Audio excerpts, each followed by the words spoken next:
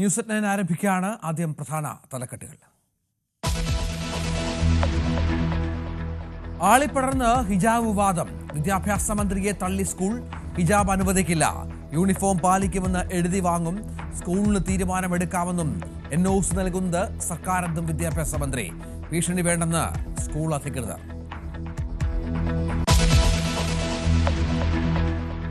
ഹിജാബ് വിവാദത്തിൽ യോഗം ചേർന്ന് ക്രൈസ്തവ സഭ മതമേലധ്യക്ഷന്മാർ.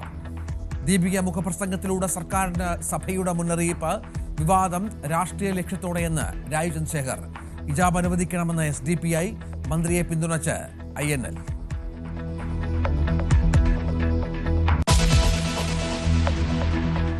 രോഷമടങ്ങാതെ G സുധാകരൻ. സയ്യിദ് ചെറിയാനും AK ബാലനും രൂക്ഷ വിമർശനം. പാർട്ടിയിൽ നിന്ന് പുറത്താക്കാൻ സയ്യിദ് ശ്രമിച്ചുവെന്നും തന്നെ ഉപദേശിക്കാൻ പ്രത്യയശാസ്ത്ര ബോധമില്ലെന്നും സുധാകരൻ.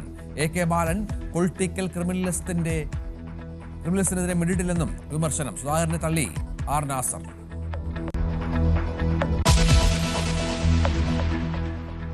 ആറന്മുള വള്ളസദ്യയിൽ വിവാദം തുടരുന്നു. മന്ത്രിക്ക് സദ്യ വിളമ്പിയതിൽ ദേവസ്വം ബോർഡും പള്ളിയോട സേവാ സംഘവും രണ്ട് തട്ടിൽ. ഗൂഢാലോചന ആരോപിച്ച് പള്ളിയോട സേവാ സംഘം പരിഹാരക്രിയ ആവശ്യപ്പെട്ടത് ദേവസ്വം ബോർഡെന്ന് ക്ഷേത്രം തന്ത്രി. മന്ത്രിക്ക് വീഴ്ചയില്ലെന്ന് ദേവസ്വം ബോർഡ് പ്രസിഡന്റ്.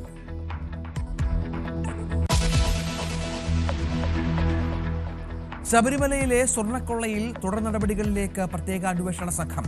മുൻ പ്രസിഡന്റുമാരായ A പത്മകുമാറിനെയും വാസുവിനെയും ഉടൻ ചോദ്യം ചെയ്യും.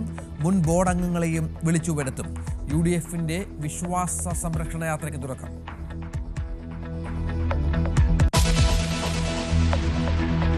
ഐഷ തിരോധാന കേസിൽ കോടതിയിൽ റിപ്പോർട്ട് നൽകിയ അന്വേഷണ സംഘം. സീരിയൽ കില്ലർ സെബാസ്റ്റിനെതിരെ കൊലപാതക കുറ്റം. റിപ്പോർട്ട് ഐഷ കൊല്ലപ്പെട്ടുവെന്ന News 18 വാർത്ത ശരിവെച്ച് News 18 ബിഗ് ഇമ്പാക്ട്.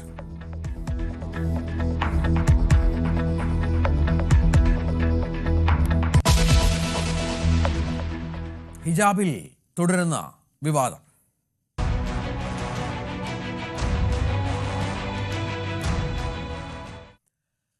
പള്ളുരുത്തി സ്കൂളിലെ ഹിജാബ് വിവാദത്തിൽ നിലപാട് മയപ്പെടുത്തി വിദ്യാഭ്യാസ മന്ത്രി V ശിവൻകുട്ടി.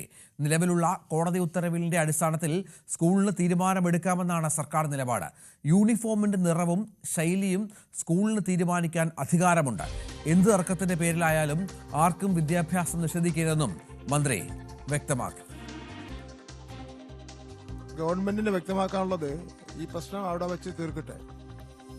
അവിടെ ഇതിനിടയിൽ ഒരു ഒത്തുതീർപ്പ് പുറത്തുള്ള ജനപ്രതിനിധികളും പൊതുപ്രവർത്തകരെല്ലാം ചേർന്നുകൊണ്ട് ഒരു ഒത്തുതീർപ്പ് നടന്നതായി കേൾക്കുന്നു, പത്രങ്ങളിലൂടെ കേൾക്കുന്നു. ആ പ്രശ്നത്തിൽ വിഷയം തീർന്നെങ്കിൽ തീർന്നോട്ടെ.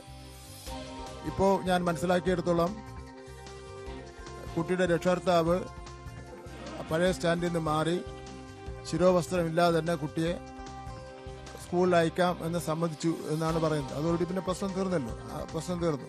പക്ഷെ ഒരു കാര്യം, ഈ ഗവൺമെന്റ് ഇക്കാര്യത്തിൽ ഇടപെട്ടത്, മുഖ്യമന്ത്രിയുടെ ഓഫീസ് ഇക്കാര്യത്തിൽ ഇടപെട്ടത്, ഒരു കുട്ടിയുടെ അവകാശം, അവരെ ക്ലാസ്സിലിരുന്ന് പഠിക്കുന്നതിന് വേണ്ടിയുള്ള അവകാശം നിഷേധിക്കുവാൻ ആർക്കും അവകാശമില്ല. എന്തിന്റെ പേരിലായിരുന്നാലും ആർക്കും അവകാശമില്ല. ആ അവകാശമില്ലാത്ത സാഹചര്യത്തിൽ നമുക്ക് ചെയ്യാൻ കഴിയുന്നത് എന്താ? കിട്ടിയ പരാതിയെ സംബന്ധിച്ചവർ അന്വേഷണം നടത്തുക. ആ അന്വേഷണത്തിന്റെ റിപ്പോർട്ട് കിട്ടിയിട്ടുണ്ട്. ആ റിപ്പോർട്ട് നിയമാനുസരണം പിന്നെ റിപ്പോർട്ടിനുള്ളൊരു മറുപടി അവർ തരേണ്ടതായിട്ടുണ്ട്. ആ റിപ്പോർട്ട് അവർക്ക് കൊടുക്കും. അതിന് മറുപടി വാങ്ങുന്നതാണ്. മറുപടി വാങ്ങിയാലും പ്രശ്നം കൂടുതലിന് വഷളാക്കേണ്ട കാര്യമില്ല. പ്രശ്നം ഇതുവഴി അവസാനിപ്പിച്ച ശേഷം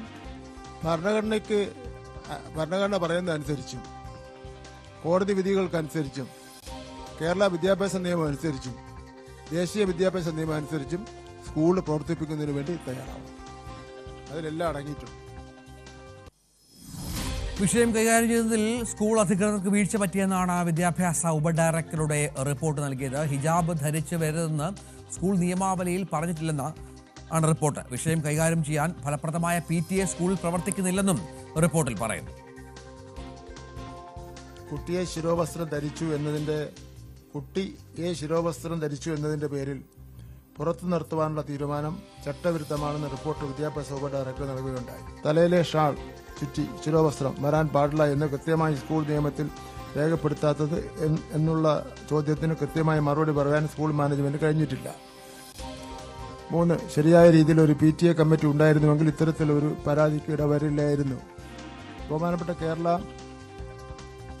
WPC 1744/2016 വിധിയുടെ ഹൈക്കോടതിയുടെ അടിസ്ഥാനത്തിൽ കേരള സർക്കാർ 8/5/2024 എന്നാൽ വിദ്യാഭ്യാസ മന്ത്രിയുടെ വാദം തള്ളി സ്കൂൾ അധികൃതർ രംഗത്തെത്തി. വിദ്യാഭ്യാസ മന്ത്രി കാര്യം പഠിക്കാതെയാണ് നിലപാടെടുത്ത്. വിദ്യാഭ്യാസ ഉപഡയറക്ടറുടെ റിപ്പോർട്ട് വാസ്തവ വിരുദ്ധമാണ്. വിദ്യാഭ്യാസ മന്ത്രിയുടെ സർക്കുലറിനെതിരെ കോടതിയെ സമീപിക്കുമെന്നാണ് ഇവരുടെ നിലപാട്. 2018 കേരള ഹൈക്കോർട്ട്, ബഹുമാനപ്പെട്ട കേരള ഹൈക്കോർട്ട് വിധി പ്രകാരം ഉള്ള നിലവിൽ അതങ്ങനെ തന്നെയാണ്. എന്ത് യൂണിഫോമിറ്റി കീപ്പ് ചെയ്യണമെന്നുള്ളത് അത് അഡ്മിനിസ്ട്രേറ്റർ ലെവൽ, മാനേജ്മെന്റ് ലെവൽ തന്നെയാണ് സ്വീകരിക്കണം. അത് നിലനിൽക്കുന്നുണ്ട്. Anyway we will follow management respective rules and regulation, the same institution saint Rita's public school. Surely we will follow that. വാർത്താ സമ്മേളനത്തിനിടെ മന്ത്രി നടത്തിയ മറ്റൊരു പ്രസ്താവനയ്ക്കെതിരെയും മാനേജ്മെന്റും സർക്കാരും തമ്മിൽ ഏറ്റുമുട്ടുകയാണ്. അൺഎയ്ഡഡ് സ്കൂളാണെങ്കിലും NOC നൽകുന്ന സർക്കാരാണെന്നാണ് മന്ത്രി പറഞ്ഞത്. എന്നാൽ മന്ത്രി ഭീഷണിപ്പെടുത്തുകയാണെന്നും സ്കൂളിന് സംസ്ഥാന സർക്കാരിന്റെ NOC ആവശ്യമില്ലെന്നും സ്കൂൾ അഭിഭാഷക വാദിച്ചു. ഇപ്പോൾ ഗവൺമെന്റ് കേന്ദ്രീയ സെൻട്രൽ സിലബസ് ഉള്ള അൺഎയ്ഡഡ് സ്കൂളാണ് എങ്കിലും ഇന്നിപ്പോൾ പുതുക്കേണ്ട സമയമാണ്. NOC പുതുക്കുന്നത് നമ്മളാണല്ലോ, വിദ്യാഭ്യാസ വകുപ്പാണല്ലോ പുതുക്കേണ്ടത്. അപ്പോൾ അതെല്ലാം കൂടെ കണക്കിലെടുത്തുകൊണ്ട് സഹകരിച്ച് മുന്നോട്ട് പോകുക. CBSE അഫിലിയേഷൻ സംബന്ധിച്ച് വിദ്യാഭ്യാസ മന്ത്രിയുടെ ശ്രദ്ധയിലേക്ക് ഒരു കാര്യം പോയിന്റ് ഔട്ട് ചെയ്യുന്നു. 2026-27 അക്കാദമിക് ഇയറിലേക്ക് CBSE അഫിലിയേഷനുള്ള NOC സ്റ്റേറ്റ് ഗവൺമെന്റിൽ നിന്നും വേണ്ട. ഇപ്പോൾ പുതിയ CBSE അഫിലിയേഷൻ പോളിസി പ്രകാരം NOCയുടെ ആവശ്യമില്ല, സ്റ്റേറ്റ് ഗവൺമെന്റിന്റെ NOCയുടെ ആവശ്യമില്ല CBSE അഫിലിയേഷന്. ഇതിനിടെ സംസ്ഥാനത്തെ എയ്ഡഡ് അൺഎയ്ഡഡ് സ്കൂളുകളിൽ ഹിജാബ് അനുവദിക്കണമെന്ന് സർക്കാർ സർക്കുലർ ഇറക്കണമെന്നാണ് SDPAയുടെ ആവശ്യം. ഹിജാബ് ധരിക്കുന്നത് ഭരണഘടനാ അവകാശമാണെന്ന മന്ത്രിയുടെ വാർത്താക്കുറിപ്പിലാണ് SDPI ആയുധമാക്കുന്നത്. മറ്റൊരു ഇപ്പോൾ ഇവിടെ NSS സ്കൂൾ നടത്തുന്നുണ്ട്, SNDP സ്കൂൾ നടത്തുന്നുണ്ട്, MES നടത്തുന്നുണ്ട്, ഒരുപാട് പലരും നടത്തുന്നുണ്ട്. എവിടെയും ഇത് നിഷേധിക്കുന്നില്ല. ഇത് ചില മാനേജ്മെന്റ് ക്രിസ്ത്യൻ സ്കൂളുകളാണ് ഇത് ചെയ്തത്. മാനേജ്മെന്റുകൾ ഒരു തീരുമാനമെടുക്കുമ്പോൾ അതൊരു പൗരന്റെ മൗലിക അവകാശങ്ങൾക്ക് വിരുദ്ധമാകരുത്. ഇപ്പൊ എന്റെ വീടിന്റെ തൊട്ടടുത്ത് സ്കൂൾ ഉണ്ടെങ്കിൽ അവിടെ അത് ആര് നടത്തുകയാണെങ്കിലും അവിടെ ഗവൺമെന്റ് സ്കൂൾ നടത്തണമെങ്കിൽ ഏത് മാനേജ്മെന്റ് ആണെങ്കിലും സ്കൂൾ നടത്തണമെങ്കിൽ ഗവൺമെന്റ് അനുമതി കൊടുത്തിട്ടാണ് സ്കൂൾ പ്രവർത്തിക്കുന്നത്. ഗവൺമെന്റ് അനുമതി കൊടുക്കുന്നു പറഞ്ഞാൽ എല്ലാ പൗരന്മാർക്കും അവിടെ പോകാനുള്ള അവകാശം ഉണ്ടെന്നുള്ളതാണ്. ഗവൺമെന്റ് അനുമതി കൊടുക്കാതെ, അംഗീകാരം കൊടുക്കാതെ ഒരു വിദ്യാഭ്യാസ സ്ഥാപനം അത് നടത്തുന്നില്ല. ആജ്ഞ രവീന്ദ്രൻ തയ്യാറാക്കിയ റിപ്പോർട്ട്. പള്ളുരുത്തി സ്കൂളിലെ ഹിജാബ് വിഷയം ഏതാണ്ട് ഇന്നലെ ഒരു സമവായ ചർച്ചയോടുകൂടി അവസാനിച്ചതായിരുന്നു. പ്രത്യേകിച്ചും പാരന്റും കോൺഗ്രസ് നേതാക്കളും ഒക്കെ ഉൾപ്പെടുന്ന ഒരു സംഘം പാരന്റിനോട് സംസാരിക്കുകയും അവർ ഹിജാബ് ധരിക്കാതെ യൂണിഫോം എങ്ങനെയാണോ സ്കൂൾ നിർദ്ദേശിക്കുന്നത് അത്തരത്തിൽ സ്കൂളിൽ എത്താൻ തയ്യാറായിരിക്കുന്ന ഒരു സാഹചര്യത്തിലാണ് വീണ്ടും വിദ്യാഭ്യാസ മന്ത്രി ഹിജാബ് ധരിച്ച് സ്കൂളിൽ പോകാം അല്ലെങ്കിൽ ഹിജാബ് ധരിച്ച് സ്കൂളിൽ വരാൻ അനുവദിക്കണമെന്നുള്ള നിർദ്ദേശം നൽകിയത്. അതേ തുടർന്നാണ് വീണ്ടും ആ വിഷയം വീണ്ടും കത്തിപ്പടർന്ന ഒരു സാഹചര്യത്തിലേക്ക് പോയത്. അതേ തുടർന്ന് സ്കൂൾ മാനേജ്മെന്റിന്റെ ഭാഗത്തു നിന്ന് നോക്കുമ്പോൾ ഹൈക്കോടതി, അതായത് 2018 ഹൈക്കോടതി വിധി പ്രകാരമാണ് സ്കൂൾ മാനേജ്മെന്റ് യൂണിഫോം ഉൾപ്പെടെയുള്ള കാര്യങ്ങളിൽ സ്കൂളിന്റെ ഒരു ബൈലോ തയ്യാറാക്കിയിരിക്കുന്നത്. അങ്ങനെയാണ് അത് സ്കൂൾ യൂണിഫോം ഉൾപ്പെടെയുള്ള കാര്യങ്ങൾ സ്കൂളിന് തന്നെ മാനേജ്മെന്റിന് നിർദ്ദേശിക്കാം എന്ന് തന്നെയാണ് 2018 ജസ്റ്റിസ് A മുഹമ്മദ് മുഷ്താഖിന്റെ വിധി. അങ്ങനെയാണ് സമാനമായ വിധി 2022 കർണാടക ഹൈക്കോടതിയും സമാനമായ വിധി പുറപ്പെടുവിച്ചിട്ടുണ്ട്. ഈ ഒരു കാര്യത്തിൽ, അതായത് സ്കൂളിന്റെ കാര്യങ്ങൾ തീരുമാനിക്കേണ്ടത് സ്കൂൾ തന്നെയാണ് എന്നുള്ള നിലപാട് തന്നെയാണ്. അതേസമയം വിദ്യാഭ്യാസ ഡെപ്യൂട്ടി ഡയറക്ടർ ഇതുമായി ബന്ധപ്പെട്ട്, അതായത് സ്കൂളിൽ നിന്നും കുട്ടിയെ പുറത്താക്കി, ഹിജാബ് ധരിച്ചു വന്ന പേരിൽ കുട്ടിയെ പുറത്താക്കി എന്നും അതിന് കാരണം കാണിക്കൽ നോട്ടീസും വിദ്യാഭ്യാസ വകുപ്പ് നൽകിയിരിക്കുന്ന ഒരു സാഹചര്യം. പക്ഷേ അവിടെ ഉണ്ടായിരുന്ന CCTV ദൃശ്യങ്ങൾ ഉൾപ്പെടെ ഇവർ പ്രൊഡ്യൂസ് ചെയ്യാൻ തയ്യാറാണ്. CCTV ദൃശ്യങ്ങളിൽ ഈ കുട്ടി ഹിജാബ് ധരിച്ച് ക്ലാസ് മുറിയിൽ എത്തുകയും ആർട്സ് ഡേ ഉൾപ്പെടെയുള്ള കാര്യങ്ങളിൽ പങ്കെടുക്കുകയും ചെയ്യുന്ന CCTV ദൃശ്യങ്ങൾ സ്കൂൾ മാനേജ്മെന്റ് പക്കലുണ്ട് എന്നിവർ സാക്ഷ്യപ്പെടുത്തുന്നുമുണ്ട്. അത്തരത്തിൽ പുറത്താക്കൽ നടപടികളൊന്നും ഉണ്ടായിട്ടില്ല. പക്ഷേ ഹിജാബ് ധരിച്ച് വരരുത്, യൂണിഫോം സ്കൂൾ നിർദ്ദേശിക്കുന്ന യൂണിഫോം ധരിക്കണം എന്നുള്ള ഒരു സാഹചര്യത്തിലേക്ക് തന്നെയാണ് ഇവിടെ കുട്ടിയുടെ മതപരമായുള്ള ആവശ്യങ്ങൾ പരിഗണിക്കണമെന്ന് വിദ്യാഭ്യാസ മന്ത്രി മുന്നോട്ട് വെച്ചിരുന്ന ഒരു സാഹചര്യമാണ് വീണ്ടും ഈ വിഷയത്തിൽ ചർച്ചയായി വരുന്ന സാഹചര്യമുണ്ടായിരുന്നു. പക്ഷേ ഇവിടെ ഒരു പ്രത്യേക കാര്യമായി അത് സ്കൂളിന് വേണ്ടി ഹൈക്കോടതിയിൽ ഹാജരായ അഭിഭാഷക ഉൾപ്പെടെ ആ കാര്യങ്ങൾ പറയുമ്പോഴും സ്കൂളിന് നൽകിയിരിക്കുന്ന കാരണം കാണിക്കൽ നോട്ടീസിന് മറുപടി പറയുമ്പോഴും അതൊക്കെ വിദ്യാഭ്യാസ വകുപ്പ് വേണ്ട വിധം ഈ പ്രശ്നം കേട്ടിട്ടും പഠിച്ചിട്ടുമല്ല ഇതിൽ നിലപാടെടുത്തിരിക്കുന്നത് അല്ലെങ്കിൽ ഇത്തരത്തിൽ നോട്ടീസ് അയച്ചിരിക്കുന്നത് എന്നുള്ളതാണ് ഈ സ്കൂൾ മാനേജ്മെന്റ് നൽകുന്ന അല്ലെങ്കിൽ അഭിഭാഷകർ ഉൾപ്പെടെ ഉള്ള സംഘം ഇന്ന് മാധ്യമങ്ങളെ കണ്ടപ്പോൾ അതിന് നൽകിയിരിക്കുന്ന മറുപടി അങ്ങനെയാണ്. പ്രത്യേകിച്ചും ഒരു സ്കൂളിൽ അതേ കുട്ടിയെ പഠിപ്പിക്കേണ്ടത് മതത്തിനപ്പുറത്ത് മതേതരത്വമാണ് എന്നുള്ള നിലപാട് തന്നെയാണ് സ്കൂൾ സ്വീകരിച്ചിരിക്കുന്നത്. ആ നിലപാടിനനുസരിച്ച് തന്നെയാണ് ഓരോ സ്കൂളുകളും അവരുടെ യൂണിഫോമിറ്റി ആയാലും അതല്ലെങ്കിൽ മറ്റേതെങ്കിലുമൊക്കെ കാര്യങ്ങളിൽ കുട്ടികളെ മതത്തിനതീതമായി എങ്ങനെ പഠിപ്പിക്കാം, വളർത്താം എന്നുള്ള മെസ്സേജ് തന്നെയാണ് ഫോളോ ചെയ്യുന്നത് എന്നുള്ള കാര്യം വ്യക്തമാക്കിക്കൊണ്ട് തന്നെയാണ് സ്കൂൾ മാനേജ്മെന്റ് അതിൽ ഉറച്ചു നിൽക്കുന്നത്. ഹൈക്കോടതി വിധി അനുസരിച്ച് തന്നെ സ്കൂളിന്റെ യൂണിഫോം ഉൾപ്പെടെയുള്ള കാര്യങ്ങൾ സ്കൂൾ മാനേജ്മെന്റ് തീരുമാനിക്കാമെന്ന നിലപാടിൽ അവർ ഉറച്ചു നിൽക്കുകയാണ്.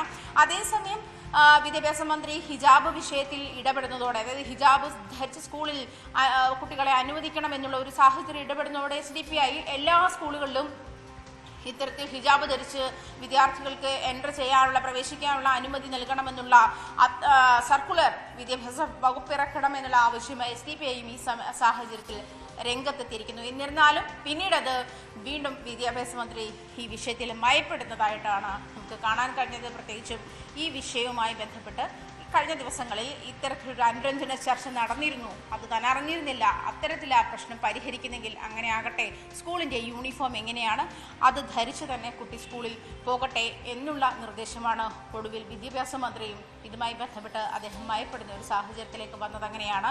എന്നിരുന്നാലും ഈ വിഷയം കഴിഞ്ഞ ദിവസം കുട്ടിയുടെ പിതാവ് ഉൾപ്പെടെ സമ്മതിച്ചതാണ്.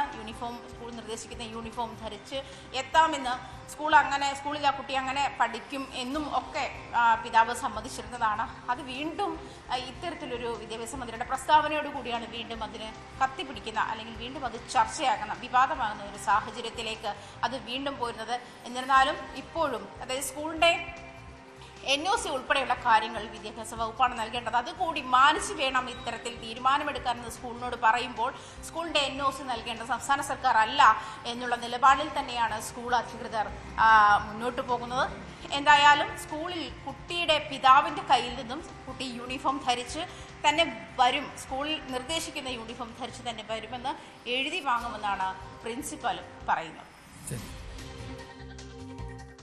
എറണാകുളം പള്ളുരുത്തി സ്കൂളിലുണ്ടായ ഹിജാബ് വിഷയം വിവിധ ക്രൈസ്തവ സഭാ മേലധ്യക്ഷന്മാരുടെ യോഗത്തിൽ ചർച്ചയായി. എക്യുമെനിക്കൽ സമ്മേളനത്തിൽ വിഷയം പഠിക്കാൻ തീരുമാനിച്ചു. സഭാ സ്ഥാപനങ്ങൾക്കെതിരെ നിരന്തരം ഇത്തരം പ്രശ്നങ്ങൾ ഉണ്ടാകുന്നതായും യോഗം വിലയിരുത്തി.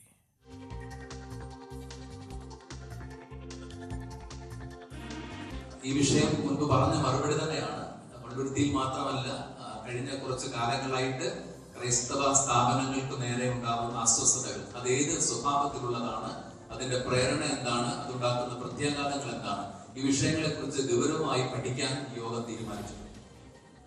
ഹിജാബ് വിവാദം രാഷ്ട്രീയ ലക്ഷ്യത്തോടെയെന്ന് BJP സംസ്ഥാന പ്രസിഡന്റ് രാജീവ് ചന്ദ്രശേഖർ പറഞ്ഞു. സർക്കാർ വർഗീയ ശക്തികൾക്ക് വഴങ്ങിയെന്നും രാജീവ് ആരോപിച്ചു. Look, there is no logic, there is no compelling argument that they can make for a school that has a uniform policy, that has followed that uniform policy all these years, to suddenly make way for this because one particular segment of a community suddenly woke up one day and decided to do so. This is all political posturing, and this is being backed by forces that are in a sense embedded now in the Congress party and the CPM. വിവാദങ്ങളുടെ സദ്യ.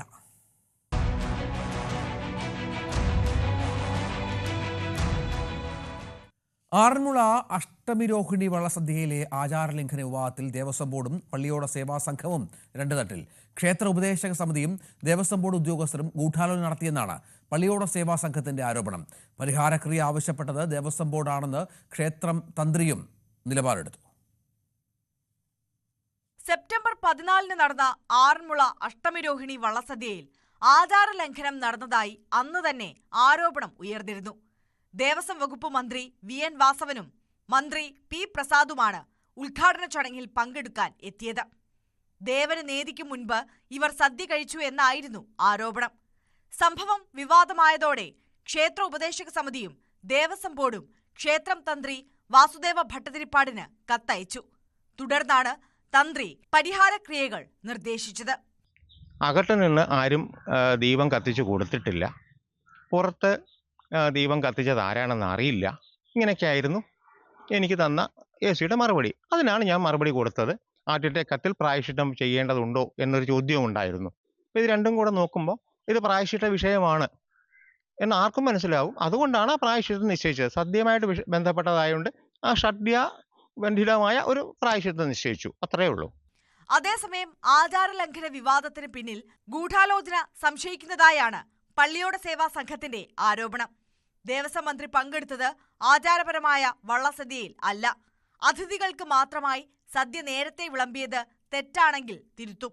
മുൻപും അതിഥികൾക്ക് മാത്രമായി ഊട്ടുപുരയിൽ സദ്യ നൽകിയിട്ടുണ്ടെന്നും പള്ളിയോട സേവാ സംഘം പ്രതികരിച്ചു. അകത്ത് വിളമ്പിയത് തെറ്റാണെന്ന് അദ്ദേഹം പറഞ്ഞാൽ നമ്മൾ തിരുത്തും. കാരണം അതിനകത്ത് എന്തെങ്കിലും പരിഹാരം ഉണ്ടെങ്കിൽ നമ്മൾ ചെയ്യും. നേരത്തെ ചെയ്തിട്ടുണ്ട്. പക്ഷെ അദ്ദേഹം പറഞ്ഞതല്ല. അദ്ദേഹം പറഞ്ഞത് വള്ളസദ്യയിൽ അദ്ദേഹം പങ്കെടുത്തു എന്നാണ്. വള്ളസദ്യക്കകത്ത് പോയി അവിടെ ഇരുന്ന് വള്ളസദ്യ ഉണ്ട്. വള്ളസദ്യ എല്ലാ വള്ളങ്ങൾക്കും പ്രത്യേകം വെച്ചിട്ടുണ്ട്. ആചാരപരമായിട്ടുള്ള വള്ളസദ്യയിൽ അദ്ദേഹം പങ്കെടുത്തില്ല. പാട്ടോ കാര്യങ്ങളോ ഒന്നും കേട്ട് അവിടെ നിന്നില്ല. വള്ളത്തിന്റെ കൂടെ അത് ഗണേഷ് കുമാർ വന്ന് വള്ളസദ്യയിലാണ് പങ്കെടുത്ത്. ഗണേഷ് കുമാർ നേരെ ചെന്ന് ഷെഡിൽ ചെന്ന് വള്ളസദ്യയിലാണ് പങ്കെടുത്തത്. ദേവസ്വം മന്ത്രിക്ക് പിന്തുണയുമായി Thiruvithamkoor Devaswom board president PS. Prashant രംഗത്ത് വന്നു. ആറന്മുളയിൽ ആചാര ലംഘനം നടന്നു എന്നുള്ള പരാതി എങ്ങനെ ഉണ്ടായെന്ന് എനിക്കറിയില്ല. പക്ഷെ എന്തായാലും ഒരു കാര്യം പറയാം. പള്ളിയോട സേവാ സംഘമാണ് അവിടുത്തെ ഈ വള്ളസദ്യയുടെ ആധികാരികമായ നടത്തുന്നത്.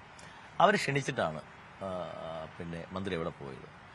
അവരാണ് ആനയിച്ച് മന്ത്രിയെ ഓഫീസിലേക്ക് കൊണ്ടുപോകുന്നത്, വിളക്ക് തെളിയിക്കാൻ കൊണ്ടുപോകുന്നത്, പള്ളിയോടങ്ങൾ വരുമ്പോൾ അതിന്റെ തീരത്തേക്ക് കൊണ്ടുപോകുന്നത്, പള്ളിയോട സദ്യ വിളമ്പുന്നത്, തന്ത്രിയാണ് വിളമ്പിക്കൊടുത്തതെന്ന് പറയുന്നു.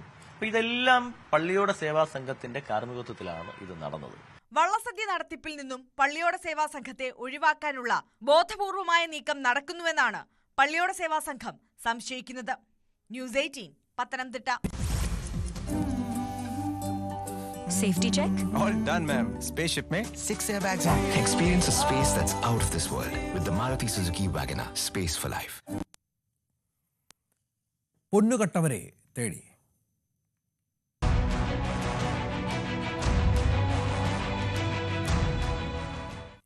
ശബരിമലയിലെ സ്വർണ്ണപ്പാളി മോഷണക്കേസിൽ മുൻ ദേവസ്വം ബോർഡ് പ്രസിഡന്റുമാരായ എ. പത്മകുമാർ, എൻ. വാസു തുടങ്ങിയവരെ പ്രത്യേക സംഘം ഉടൻ ചോദ്യം ചെയ്തേക്കും.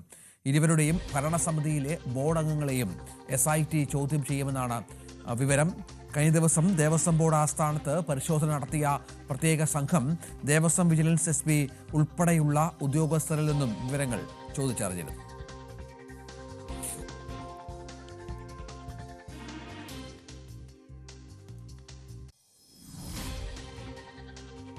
വിശ്വാസം സംരക്ഷിക്കാൻ UDF.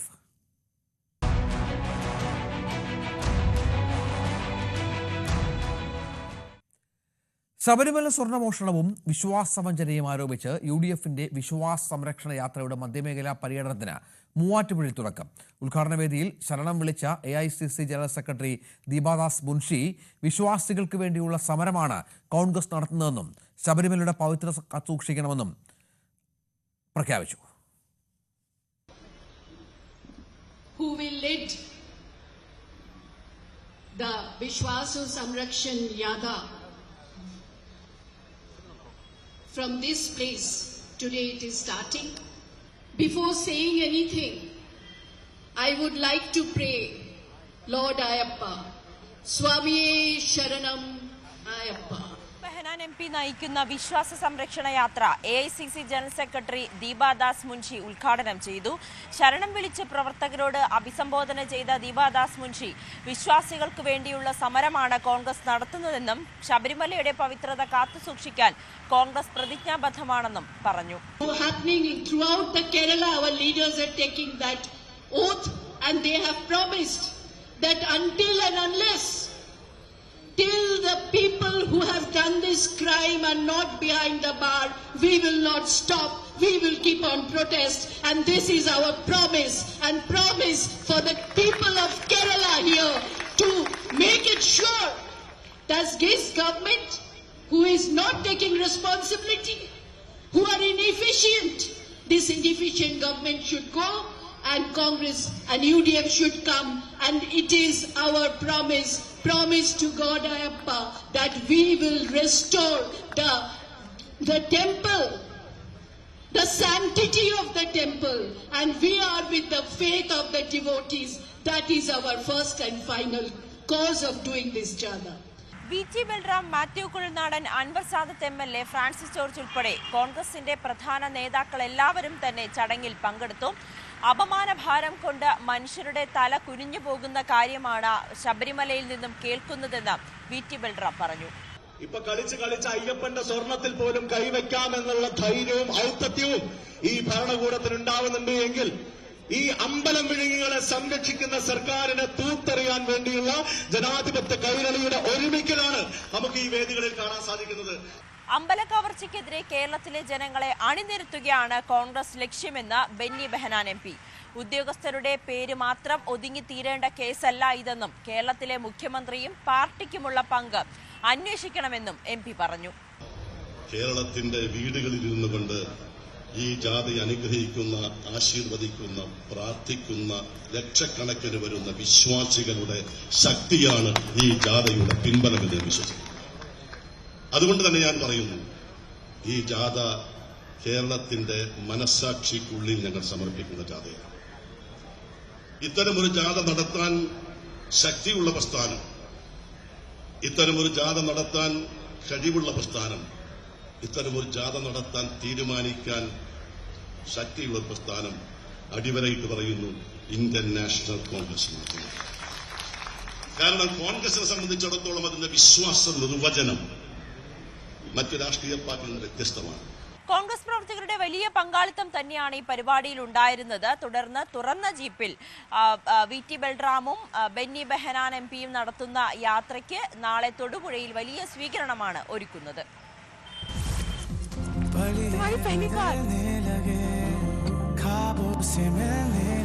ऐसी कई पहली कहानियों में हमेशा आपके साथ ऑल्टो K10. അതേസമയം കോൺഗ്രസിന്റെ വിശ്വാസ സംരക്ഷണ യാത്രയുടെ മൂവാറ്റുപുഴ ഉദ്ഘാടന ചടങ്ങിന്റെ പന്തൽ തകർന്നു വീണു. ഉദ്ഘാടനത്തിന് മിനിറ്റുകൾക്ക് മുൻപാണ് അപകടമുണ്ടായത്. പരിപാടി തുടങ്ങാൻ വൈകിയതുകൊണ്ടാണ് ദുരന്തം ഒഴിവായത്. KPCC നടത്തുന്ന വിശ്വാസ സംരക്ഷണ യാത്രയുടെ ഉദ്ഘാടന ചടങ്ങിന് വേണ്ടി മൂവാറ്റുപുഴ മുനിസിപ്പൽ ടൗൺ ഹാളിന്റെ മുറ്റത്തൊരുക്കിയ പന്തലാണ് തകർന്നു വീണത്. AICC general secretary Deepa Das Munshi ഉദ്ഘാടനം ചെയ്യുന്ന പരിപാടി നിശ്ചയിച്ചത് രാവിലെ 10 മണിക്ക്. നേതാക്കളും പ്രവർത്തകരും എത്താൻ വൈകി. രാവിലെ 10:10 വേദിക്ക് മുന്നിലൊരുക്കിയ പന്തൽ തകർന്നു വീണത്. പന്തലിന് താഴെ ഉണ്ടായിരുന്ന ഏതാനും പ്രവർത്തകർ നിസ്സാര പരിക്കുകളോടെ രക്ഷപ്പെട്ടു. തുടങ്ങുന്നതിന് മുമ്പാണ് ഈ പന്തലിടിഞ്ഞ് വീണത്. വേറെ വലിയ കുഴപ്പങ്ങളോ കാര്യങ്ങളോ ഒന്നും ഉണ്ടായിട്ടില്ല. എന്താണെന്നുള്ളത് ഞങ്ങളിപ്പോൾ ഇവിടെ എത്തിയുള്ളൂ. ഇത് അറിഞ്ഞിട്ട് ഇവിടെ ഓടിയെത്തിയതാണ്. പക്ഷേ ഒന്നും പറ്റാതിരുന്ന ഒരു വലിയ മഹാഭാഗ്യമാണ്. കാരണം പരിപാടി ഇത് ഇവിടെ ഇങ്ങനെ പന്തലും കാര്യങ്ങളൊക്കെ നേരത്തെ ഇടുന്ന ഒരു സ്ഥലം കൂടിയാണ്. അപ്പൊ ആ ഇടുന്ന ആളുകൾ തന്നെയാണ് ഈ പന്തലിട്ടിരിക്കുന്നത്. അപ്പൊ അതെന്താണെന്നുള്ളത് അവരുടെ അടുത്തൊന്ന് ചോദിച്ചാലാണ് നമുക്കറിയാൻ പറ്റുള്ളൂ. വേറെ പ്രശ്നങ്ങളോ കാര്യങ്ങളോ ഒന്നുമില്ല. നമുക്ക് വേറെ ബുദ്ധിമുട്ടുകളോ ആളുകൾക്ക് വലിയ ബുദ്ധിമുട്ടോ അതൊന്നും പ്രശ്നങ്ങളൊന്നും ഉണ്ടായിട്ടില്ല. ഉടൻ തന്നെ പ്രവർത്തകർ പന്തലിന്റെ അവശിഷ്ടങ്ങൾ മാറ്റി. താൽക്കാലികമായി ഒരുക്കിയ വേദിയും അപകടാവസ്ഥയിലായിരുന്നു. അതിനാൽ തൊട്ടടുത്തുള്ള മറ്റൊരു വേദിയിലാണ് പരിപാടി നടത്തിയത്. ന്യൂസ് 18 കൊച്ചി. കൊട്ടാരക്കര മഹാഗണപതി ക്ഷേത്രത്തിലെ കൃത്രിമ കരിപ്രസാദ് നിർമ്മാണത്തിനെതിരെ വൻ ഭക്തജന പ്രക്ഷോഭം. ഹൈന്ദവ സംഘടനകളുടെ നേതൃത്വത്തിൽ ഹിന്ദു വിശ്വാസ സംരക്ഷണ ജാഥ സംഘടിപ്പിക്കും. കൊട്ടാരക്കര ഉൾപ്പെടെയുള്ള ദേവസ്വം ബോർഡ് ക്ഷേത്രങ്ങളിലെ അഴിമതികൾക്കെതിരെയാണ് നാമജപയാത്ര നടക്കുക. കൃത്രിമ കരിപ്രസാദ നിർമ്മാണം പുറത്തായതിന് പിന്നാലെയായിരുന്നു കൊട്ടാരക്കരയിൽ ദേവസ്വം വിജിലൻസിന്റെ പരിശോധന. സംഭവത്തിൽ ദേവസ്വം അഡ്മിനിസ്ട്രേറ്റീവ് ഓഫീസർക്കും മേൽശാന്തിക്കും ഉൾപ്പെടെ ദേവസ്വം അസിസ്റ്റന്റ് കമ്മീഷണർ നോട്ടീസ് നൽകിയിട്ടുണ്ട്. പിന്നാലെയാണ് വിവിധ ഹൈന്ദവ സംഘടനകളുടെ നേതൃത്വത്തിൽ ഹിന്ദു വിശ്വാസ സംരക്ഷണ ജാഥ നടത്തുന്നത്. കുലശേഖരനല്ലൂർ ക്ഷേത്രത്തിൽ നിന്ന് ആരംഭിക്കുന്ന നാമജപയാത്ര കൊട്ടാരക്കര മഹാഗണപതി ക്ഷേത്രത്തിന് മുന്നിൽ സമാപിക്കും. ഹിന്ദു ഐക്യവേദി വർക്കിംഗ് പ്രസിഡന്റ് വത്സൻ തില്ലങ്കേരി വിശ്വാസ സംരക്ഷണ ജാഥ ഉദ്ഘാടനം ചെയ്യും. ദേവസ്വം ബോർഡ് ക്ഷേത്രങ്ങളിലെ അഴിമതിക്കെതിരെ നിരവധി ഭക്തജനങ്ങളാണ് നാമജപയാത്രയിൽ അണിനിരക്കുക. കരിപ്രസാദത്തിൽ മാത്രമല്ല, ഉണ്ണിയപ്പം നിർമ്മാണത്തിൽ പോലും വലിയ അഴിമതി നടക്കുന്നതായാണ് ആരോപണം. മുമ്പ് പല അഴിമതികളും കണ്ടെത്തിയിരുന്നു. അതേസമയം ക്ഷേത്രത്തിലെ സ്വർണം അളന്ന് തിട്ടപ്പെടുത്തണമെന്നുള്ള ആവശ്യവും ഉയരുന്നുണ്ട്. വിജിലൻസ് പരിശോധനയിൽ ക്ഷേത്രത്തിന് സമീപത്തെ വാടക വീട്ടിൽ നിന്നും ദേവസ്വം കെട്ടിടത്തിൽ നിന്നും കൃത്രിമ കരിപ്രസാദ നിർമ്മാണത്തിന് ഉപയോഗിച്ച വസ്തുക്കളുടെ സാമ്പിളുകൾ ശേഖരിച്ചിരുന്നു. ഇതിന്റെ പരിശോധനകളും തുടരുകയാണ്. സംഭവത്തിൽ കേസെടുത്ത് സുതാര്യമായ അന്വേഷണം നടത്തണമെന്നാണ് ഭക്തജനങ്ങൾ ആവശ്യപ്പെടുന്നത്. ന്യൂസ് 18 കൊട്ടാരക്കര. ഇടവേള.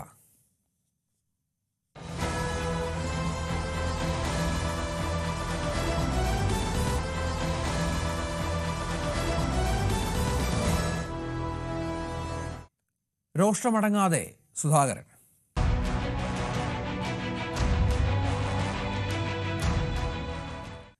മന്ത്രി സജി ചെറിയാനെയും AK ബാലനെയും പരസ്യമായി രൂക്ഷമായി വിമർശിച്ച് ഇന്ന് ജി സുധാകരൻ CPM കേന്ദ്രങ്ങളെ ഞെട്ടിച്ചു. പാർട്ടിയിൽ നിന്ന് പുറത്താക്കാൻ സജി ചെറിയാൻ ശ്രമിച്ചു. തന്നെ ഉപദേശിക്കാനുള്ള പ്രായമോ പക്വതയോ പ്രത്യയശാസ്ത്ര ബോധമോ സജിക്കില്ലെന്നും AK ബാലൻ ആലപ്പുഴയിൽ നടക്കുന്ന പൊളിറ്റിക്കൽ ക്രിമിനലിസ്റ്റിനെതിരെ ഒരു വാക്ക് മിണ്ടിട്ടില്ലെന്നും തുറന്നടിച്ചു. അതേസമയം ജി സുധാകരനെ തള്ളിയും സൈബർ ആക്രമണങ്ങളെ ന്യായീകരിച്ചും CPM ആലപ്പുഴ ജില്ലാ സെക്രട്ടറി R നാസർ രംഗത്തെത്തി. സുധാകരന്റെ പ്രകോപനത്തെ തുടർന്നാണ് സഖാക്കളുടെ പ്രതികരണമെന്നായിരുന്നു നാസറിന്റെ മറുപടി. കഴിഞ്ഞ കുറച്ചു നാളുകളായി CPM-ലെ മുതിർന്ന നേതാവായ ജി സുധാകരനെ കേന്ദ്രീകരിച്ച് ആലപ്പുഴയിൽ വലിയ സൈബർ ആക്രമണമാണ് ഇടതു കോളങ്ങളിൽ നിന്ന് ഉണ്ടായിക്കൊണ്ടിരിക്കുന്നത്. അതിനെതിരെ അതിരൂക്ഷമായ വിമർശനം ഉന്നയിച്ചുകൊണ്ടാണ് ജി സുധാകരൻ രംഗത്ത് വന്നത്. അമ്പലപ്പുഴ കേന്ദ്രീകരിച്ചുള്ള ഒരു ജനപ്രതിനിധിയാണ് തനിക്കെതിരെയുള്ള ഈ സൈബർ ആക്രമണങ്ങൾക്ക് പിന്നിൽ പ്രവർത്തിക്കുന്നത് എന്ന് അദ്ദേഹം തുറന്നടിക്കുകയും ചെയ്തിരുന്നു. അതിന് പിന്നാലെയാണ് ജില്ലയിലെ തന്നെ മുതിർന്ന നേതാക്കളായ സജി ചെറിയാൻ ഉൾപ്പെടെയുള്ളവർ പ്രതികരണവുമായി രംഗത്ത് വന്നിട്ടുള്ളത്. ജി സുധാകരൻ പാർട്ടിയുമായി ചേർന്ന് പോകണം എന്നും അദ്ദേഹത്തിനെതിരെയുള്ള സൈബർ ആക്രമണങ്ങൾ പാർട്ടി അത് പരിശോധിക്കുമെന്നും അടക്കമുള്ള കാര്യങ്ങൾ സജി ചെറിയാൻ പ്രതികരിച്ചിരുന്നു. അതിന് പിന്നാലെ ഇന്നിപ്പോൾ ജി സുധാകരൻ വിമർശനം ഉന്നയിച്ചുകൊണ്ട് സജി ചെറിയാനെതിരെ അതിരൂക്ഷമായ ഭാഷയിൽ തന്നെയാണ് വിമർശനം ഉന്നയിച്ചത്. തനിക്ക് താൻ പറയുന്ന കാര്യങ്ങൾ തെറ്റെന്ന് പറയാനുള്ള അർഹതയോ പ്രത്യയശാസ്ത്ര ബോധമോ സജി ചെറിയാന് ഇല്ല എന്ന് ജി സുധാകരൻ തുറന്നടിച്ചു. അത്തരത്തിൽ ഉള്ള ബോധമില്ല, സജി ചെറിയാൻ അത്തരത്തിലൊരു ബോധമില്ല എന്ന് ജനങ്ങൾ തന്നെ പറയുന്നു എന്നുള്ള ഒരു പ്രതികരണമാണ് ജി സുധാകരന്റെ ഭാഗത്ത് നിന്ന് ഉണ്ടായത്. എന്നെ ഉപദേശിക്കാനുള്ള അർഹതയോ അതിനുള്ള പ്രായമോ അതിനുള്ള എന്താ പറയുക പ്രത്യയശാസ്ത്ര ബോധമോ ഒന്നും അദ്ദേഹത്തിന് ഉണ്ടെന്ന് അദ്ദേഹം കരുതുന്നുണ്ടെങ്കിൽ ജനം അങ്ങനെ കരുതുന്നില്ല. ഞങ്ങളെ രണ്ടുപേരെയും പറ്റി നിങ്ങൾ ജനങ്ങളുടെ ഒരു പഠനം നടത്തുക. ആലപ്പുഴയിൽ പാർട്ടി നശിക്കരുതെന്ന് തനിക്ക് ആഗ്രഹമുണ്ടെന്നും രക്തസാക്ഷികൾ തന്റെ വീട്ടിൽ നിന്നുകൂടി ഒരു തുള്ളി രക്തം നൽകിയ പാർട്ടിയാണ് ആലപ്പുഴയിലെ പാർട്ടി എന്നും വൈകാരികമായി കൂടി ജി സുധാകരൻ പ്രതികരിക്കുകയും ചെയ്തിട്ടുണ്ട്. താൻ പ്രത്യയശാസ്ത്ര വിരുദ്ധമായി യാതൊന്നും പറഞ്ഞിട്ടില്ല. പാർട്ടിക്കും ഗവൺമെന്റിനും പ്രശ്നമുണ്ടാക്കുന്ന രീതിയിൽ പ്രതികരിച്ച ആൾ കൂടിയാണ് സജി ചെറിയാൻ എന്നുള്ള വാക്കുകൾ കൂടി അദ്ദേഹത്തിന്റെ ഭാഗത്ത് നിന്ന് ഉണ്ടായി എന്നുള്ളതാണ്. എന്നാൽ ഏറ്റവും ശ്രദ്ധേയമായി മറ്റൊരു കാര്യമുണ്ടായത് ജി സുധാകരൻ പറഞ്ഞ തനിക്ക് സൈബർ ആക്രമണം നേരിടേണ്ടി വരുന്നു, അത് പാർട്ടി പ്രവർത്തകരിൽ നിന്നും പാർട്ടിയിലെ പല നേതാക്കന്മാരിൽ നിന്നും, അതായത് അമ്പലപ്പുഴ കേന്ദ്രീകരിച്ചുള്ള നേതാക്കന്മാരിൽ നിന്നുമാണ് എന്ന് ജി സുധാകരൻ പറയുമ്പോൾ അതിനെ പൂർണ്ണമായി തള്ളുകയാണ് ആലപ്പുഴയിലെ CPM ജില്ലാ സെക്രട്ടറി R നാസർ എന്നുള്ളതാണ്. ജി സുധാകരൻ സൈബർ ആക്രമണം സുധാകരനെതിരെ ഉണ്ടായത് KPCC വേദിയിൽ ഗവൺമെന്റിനെ പ്രതിരോധത്തിലാക്കുന്ന രീതിയിൽ, KPCCയുടെ പരിപാടിയിൽ അദ്ദേഹം പങ്കെടുത്തതല്ല, മറിച്ച് KPCCയുടെ വേദിയിൽ ഗവൺമെന്റിനെ പ്രതിരോധത്തിലാക്കുന്ന രീതിയിൽ ജി സുധാകരൻ ശബരിമല വിഷയത്തിലടക്കം സംസാരിച്ചത് പ്രവർത്തകരിൽ പ്രകോപനമുണ്ടാക്കുന്നു. ആ പ്രകോപനത്തിന് കാരണം ജി സുധാകരൻ തന്നെയാണ് എന്നുള്ളതാണ് സൈബർ ആക്രമണങ്ങളെ ന്യായീകരിച്ചുകൊണ്ട് R നാസർ ന്യൂസ് 18നോട് പ്രതികരിച്ചത്. അപ്പോൾ ഇതെന്ന് വെച്ചാൽ ഒരു KPCCയുടെ സാംസ്കാരിക വേദിയിൽ പോവുക, അവിടെ വെച്ചിട്ട് ഗവൺമെൻറ്റിനെതിരായിട്ട് ഒരു പ്രതികരണം നടത്തുക എന്നൊക്കെ പറയാൻ അത് ഒരു മോശപ്പെട്ട കാര്യമായിട്ടാണ് നമ്മുടെ മറ്റ് പൊതുസമൂഹവും മറ്റ് നമ്മുടെ സഹാക്കളും എല്ലാം കാണുന്നത്. അതിൻ്റെ ഒരു പ്രതികരണമാണ് അവിടെ വന്നത്. അങ്ങനെയാണെങ്കിൽ തന്നെ അത് പാടില്ല എന്നൊരു രൂപത്തിൽ നമ്മളോട് പറഞ്ഞു. ആ രൂപത്തിൽ കാണും. അപ്പോൾ സുധാകരൻ സാഹിബിൻ്റെ ഇങ്ങനെയുള്ള ചില പ്രശ്നങ്ങൾ വരുമ്പോഴാണ് ഇങ്ങനെയുള്ള പ്രതികരണം വരുന്നത്. സുധാകരൻ ഒരിക്കലും ചെയ്യാൻ പോണില്ല. സുധാകരൻ സാഹിബിനെ കുറിച്ച് അറിയാൻ പറ്റാത്തതുകൊണ്ട് അങ്ങനെയൊന്നും അദ്ദേഹം സ്വതന്ത്രമായിട്ട് മത്സരിക്കുകയോ അങ്ങനെയുള്ള യാതൊരു കാര്യങ്ങളിലേക്ക് പോകില്ല. പാർട്ടിക്കെതിരായിട്ടോ പാർട്ടിക്ക് സമീപനക്കെതിരായിട്ടോ പാർട്ടിയുടെ രാഷ്ട്രീയ സമീപനത്തിനായിട്ടോ ഒരു നിലപാടും അദ്ദേഹം സ്വീകരിക്കുകയില്ല. അമ്പലപ്പുഴ കേന്ദ്രീകരിച്ചുള്ള ജനപ്രതിനിധിയാണ് തനിക്കെതിരെയുള്ള സൈബർ ആക്രമണങ്ങൾക്ക് പിന്നിലെന്ന ജി സുധാകരൻ എച്ച് സലാമിനെ കേന്ദ്രീകരിച്ചുകൊണ്ട് അല്ലെങ്കിൽ എച്ച് സലാമിനെ ലക്ഷ്യം വെച്ചുകൊണ്ട് ജി സുധാകരൻ പ്രതികരിച്ചിരുന്നു. എന്നാൽ ആ പ്രതികരണത്തെയും പൂർണ്ണമായി ജില്ലാ സെക്രട്ടറി തള്ളി എന്നുള്ളതാണ് അദ്ദേഹം പറഞ്ഞത്. അങ്ങനെ അമ്പലപ്പുഴ കേന്ദ്രീകരിച്ച് ജി സുധാകരനെതിരെ ഒരു സൈബർ ആക്രമണത്തിന് വേണ്ടിയുള്ള ഒരു നീക്കം അമ്പലപ്പുഴയിലെ ജനപ്രതിനിധിയെ കേന്ദ്രീകരിച്ച് നടക്കുന്നില്ല എന്നുള്ളതാണ്. മാത്രമല്ല പാർട്ടിയുടെ പരിശോധനയിൽ അത്തരം ഒരു കാര്യം ഇതുവരെ കണ്ടെത്താൻ കഴിഞ്ഞിട്ടുമില്ല എന്ന് നാസർ പറയുന്നു. അത് അദ്ദേഹത്തിന്റെ തോന്നലാണ്. വെറുതെ അങ്ങനെയുള്ള പ്രശ്നങ്ങളില്ല. അങ്ങനെയുള്ള പ്രശ്നങ്ങളില്ല. അത് അദ്ദേഹം ഇവരൊക്കെ ചെയ്യുന്നത് അങ്ങനെയാണെന്നുള്ള ഒരു ധാരണയുടെ പുറത്തായിരിക്കും, ഒരു ഇതിന്റെ പുറത്തായിരിക്കും, ഒരു കണക്കൂട്ടൽ തോന്നലാണ് ജി സുധാകരൻ. അത് അത്രേ ഉള്ളൂ. അല്ലല്ല അതിനകത്തൊന്നുമില്ല. അതൊക്കെ ഞാൻ പരിശോധിച്ചിട്ടുണ്ട്. അങ്ങനെയൊന്നും ചെയ്യാൻ നമ്മൾ സമ്മതിക്കുകയല്ലോ. അങ്ങനെയൊന്നും നടക്കുകയല്ലേ പാർട്ടിയിൽ. ഇവരുടെ എല്ലാം പ്രതികരണങ്ങളിൽ നിന്ന് നമുക്ക് മനസ്സിലാക്കാൻ കഴിയുന്നത് ആലപ്പുഴയിൽ ജി സുധാകരനെതിരെ നടക്കുന്ന സൈബർ ആക്രമണങ്ങൾ അല്ലെങ്കിൽ അദ്ദേഹത്തെ ആക്ഷേപിക്കുന്നുവെന്ന് നിരന്തരം ഒരു മുതിർന്ന നേതാവ് പരാതി ഉന്നയിക്കുന്ന ഘട്ടത്തിൽ പോലും ജി സുധാകരനെതിരെ മറ്റൊരു സംഘടിതമായ രീതിയിൽ ഒരു ജി സുധാകരന്റെ വിമർശനങ്ങൾ അടക്കമുള്ള കാര്യങ്ങളെ പാർട്ടി രീതിയിൽ തന്നെ നേരിടാൻ ഉള്ള ഒരു തയ്യാറെടുപ്പ് പാർട്ടിയുടെ വിവിധ കോണുകളിൽ നിന്ന് ഉണ്ടാകുന്നു എന്നുള്ളതാണ്. അതിൽ തന്നെ ആർ നാസർ ഉൾപ്പെടെയുള്ള ആളുകൾ, സജി ചെറിയാൻ ഉൾപ്പെടെയുള്ള ആളുകൾ അദ്ദേഹം സർക്കാരിനെ വിമർശിക്കുന്ന രീതിയിലുള്ള വാക്കുകൾ ജി സുധാകരന്റെ ഭാഗത്തു നിന്ന് ഉണ്ടാകുന്നതിനെ പാർട്ടി രീതിയിൽ തന്നെ നേരിടണം. അത്തരത്തിൽ സൈബർ അറ്റാക്കുകൾ, വളരെ മോശമായ രീതിയിലുള്ള സൈബർ അറ്റാക്കുകൾ ഉണ്ടാകുമ്പോൾ പോലും അതിനെതിരെ മൗനം പാലിക്കുന്ന രീതി, അതിനെതിരെ പാർട്ടി ലോക്കൽ കമ്മിറ്റി അംഗം ഉൾപ്പെടെ ജില്ലാ നേതൃത്വത്തിൽ ഉൾപ്പെടെയുള്ള ആളുകൾ വിമർശനങ്ങൾ ഉന്നയിക്കുമ്പോൾ അതിനെതിരെ നടപടി പോലും സ്വീകരിക്കാത്തത് ആ രീതിയിൽ ഒരു കൂടിയാലോചനയുടെ ഭാഗമായി തന്നെയാണ് എന്നാണ് നമുക്ക് അനുമാനിക്കാൻ കഴിയുന്നത്. ആലപ്പുഴയിൽ നിന്നും ശരണ്യ സ്നേഹജൻ, ന്യൂസ് 18. ഇനി ഇന്നത്തെ പഞ്ച് ഡയലോഗ് നോക്കാം.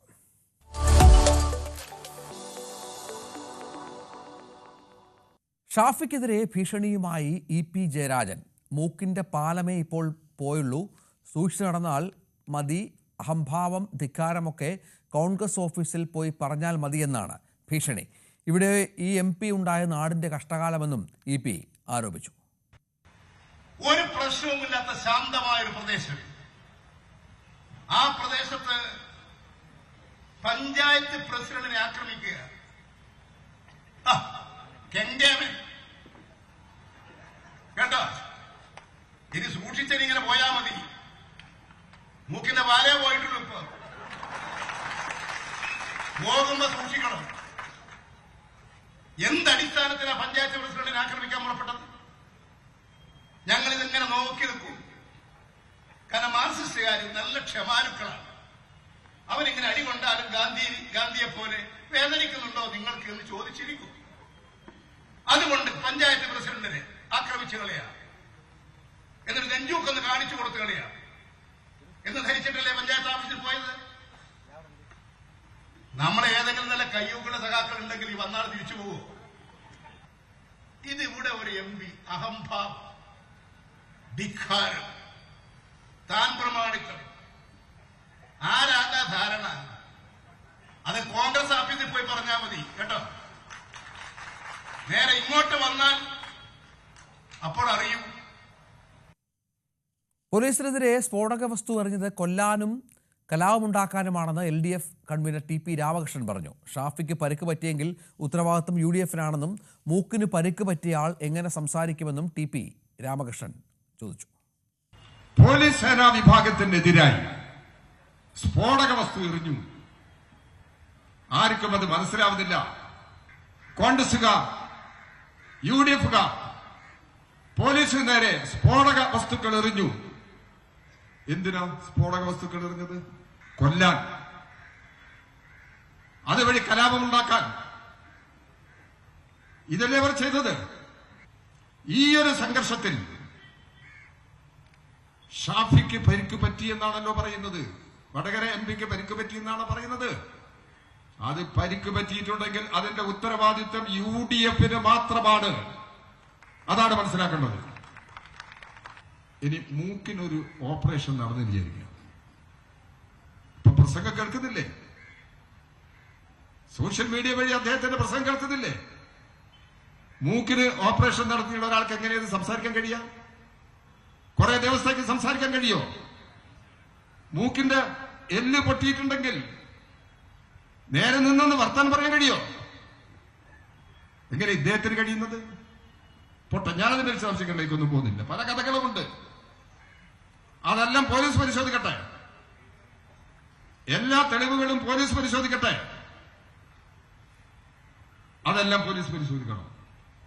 രാഷ്ട്രീയ കളിയുടെ ബലിയാട് നവീൻ ബാബുവിന്റെ ഓർമ്മകൾക്ക് 1 വർഷം.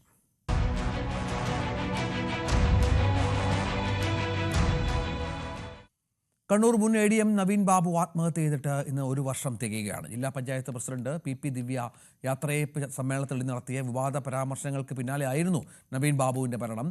രാഷ്ട്രീയ കേരളം ഏറെ ചർച്ച ചെയ്യുകയും CPMനെ പ്രതിരോധത്തിലാക്കുകയും ചെയ്ത സംഭവത്തിൽ ഏക പ്രതിസ്ഥാനത്തായ PP ദിവ്യ എന്ന യുവ വനിതാ നേതാവിനെ തള്ളിപ്പറയുകയും തെരഞ്ഞെടുക്കപ്പെട്ട എല്ലാ സ്ഥാനങ്ങളിൽ നിന്നും മാറ്റി നിർത്തുകയും മാത്രമായിരുന്നു പാർട്ടിയുടെ മുന്നിലുണ്ടായിരുന്ന ഏക പ്രതിവിധി.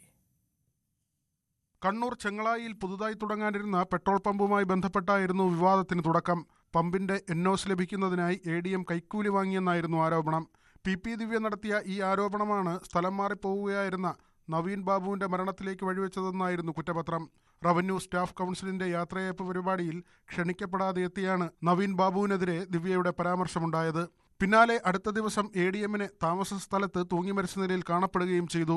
ദിവ്യ ഉന്നയിച്ച പരാമർശമാണ് മരണത്തിനിടയാക്കിയതെന്ന കുടുംബത്തിന്റെ ആരോപണം CPMനെ ശരിക്കും വെട്ടിലാക്കി. പാർട്ടി കുടുംബത്തിന്റെ വാദങ്ങളെ തള്ളാനാകാതെ കണ്ണൂരിലെ CPMും പ്രതിരോധത്തിലായി. തുടർന്ന് ദിവ്യയെ കൈയൊഴിയാൻ പാർട്ടി തീരുമാനിച്ചു. ആത്മഹത്യാ പ്രേരണ കുറ്റം ചുമത്തി കേസ് രജിസ്റ്റർ ചെയ്തതിന് പിന്നാലെ ജില്ലാ പഞ്ചായത്ത് പ്രസിഡന്റ് സ്ഥാനം ദിവ്യയ്ക്ക് രാജിവെക്കേണ്ടിയും വന്നു. മുൻകൂർ ജാമ്യാപേക്ഷ തള്ളിയതോടെ പോലീസിന് കീഴടങ്ങിയ ദിവ്യ 10 ദിവസം സെൻട്രൽ ജയിലിൽ റിമാൻഡിലുമായി. വിഷയത്തിൽ CPM പത്തനംതിട്ട ജില്ലാ നേതൃത്വം എടുത്ത നിലപാട് കണ്ണൂരിലെ CPM നേതൃത്വത്തെയും പ്രതിരോധത്തിലാക്കി. തുടർന്ന് ജില്ലാ കമ്മിറ്റിയിൽ നിന്ന് ദിവ്യയെ ബ്രാഞ്ചിലേക്ക് തരം താഴ്ത്തി. അതേസമയം പോലീസ് അന്വേഷണത്തിൽ വിശ്വാസമില്ലാതിരുന്ന നവീൻ ബാബുവിന്റെ കുടുംബം CBI അന്വേഷണം ആവശ്യപ്പെട്ട് സുപ്രീം കോടതിയടക്കം സമീപിച്ചെങ്കിലും ഫലം കണ്ടില്ല. അനവസരത്തിലുള്ള പരാമർശത്തിൽ ഒരു സർക്കാർ ഉദ്യോഗസ്ഥന്റെ ജീവിതം അവസാനിച്ചപ്പോൾ CPMന് നേരിട്ട ആഘാതം ഏറെ വലുതാണ്. സുമേഷ് മൊറാഴ, ന്യൂസ് 18 കണ്ണൂർ. ADM നവീൻ ബാബുവിന് നീതി ലഭിച്ചില്ലെന്ന് കുടുംബം. 1ാം ചരമവാർഷികത്തിലാണ് കുടുംബത്തിന്റെ പ്രതികരണം. കുടുംബം ഉന്നയിച്ച പല കാര്യങ്ങളും തെളിവുകളും ഒഴിവാക്കിയാണ് കുറ്റപത്രം പോലീസ് നൽകിയതെന്നും നിയമപരമായി മുന്നോട്ട് പോകുമെന്നും നവീൻ ബാബുവിന്റെ സഹോദരൻ പ്രവീൺ ബാബു വ്യക്തമാക്കി. പോലീസ് ഹൈക്കോടതിയിൽ അഫിഡവിറ്റ് കൊടുത്തത് അവരെല്ലാ കാര്യങ്ങളും ഞങ്ങൾ പറഞ്ഞിട്ടുള്ള എല്ലാ കാര്യങ്ങളും അവർ അന്വേഷിക്കുന്നുണ്ട്, അന്വേഷണ പരിധിയിലുണ്ടെന്ന്. പക്ഷേ കുറ്റപത്രം സമർപ്പിച്ചപ്പോൾ അതിനോടൊപ്പം അതിൽ അഡീഷണൽ കുറ്റപത്രം സമർപ്പിച്ചപ്പോഴാണ് ഞങ്ങൾക്ക് ബോധ്യമാകുന്നത് അവർ ഈ പറയുന്ന പ്രധാനപ്പെട്ട അല്ലെങ്കിൽ നിർണായകമായ പോയിന്റുകൾ അന്വേഷിച്ചിട്ടില്ല, അഥവാ അന്വേഷിച്ചിട്ടുണ്ട് അതൊക്കെ മറച്ചു വെച്ചിട്ടാണ് അവർ കുറ്റപത്രം സമർപ്പിച്ചതെന്നും ബോധ്യമായി. അതിൻ്റെ അടിസ്ഥാനത്തിലാണ് ഫർദർ ഇൻവെസ്റ്റിഗേഷൻ ഞങ്ങൾ പറഞ്ഞ കാര്യങ്ങൾ കൂടി ഞങ്ങൾ നക്കമിട്ട് പറഞ്ഞിട്ടുണ്ട് 13 പോയിന്റുകൾ, അതെല്ലാം അന്വേഷിക്കണമെന്ന് പറഞ്ഞ് വീണ്ടും അതേ കോടതിയെ സമീപിച്ചിരിക്കുന്നത്. അപ്പോൾ അതിലിനിയും വീണ്ടും വാദം കേൾക്കാനായിട്ടുണ്ട്. അതിനുശേഷമായിരിക്കും തീരുമാനമെടുക്കുക കോടതി. AITUC ജില്ലാ ജനറൽ സെക്രട്ടറിയും CPI മുൻ സംസ്ഥാന കൗൺസിൽ അംഗവുമായ മീനാങ്കൽ കുമാറിനെ പാർട്ടിയിൽ നിന്ന് പുറത്താക്കി. സംഘടനാ വിരുദ്ധ പ്രവർത്തനത്തിന്റെ പേരിലാണ് നടപടി. മീനാങ്കൽ കുമാർ വിളിച്ച AITUC ജില്ലാ കൗൺസിൽ യോഗം നേതൃത്വം ഇടപെട്ട് തടഞ്ഞു. AITUC സംസ്ഥാന നേതൃത്വം നാളെ ജില്ലാ കൗൺസിൽ വിളിച്ചിട്ടുണ്ട്.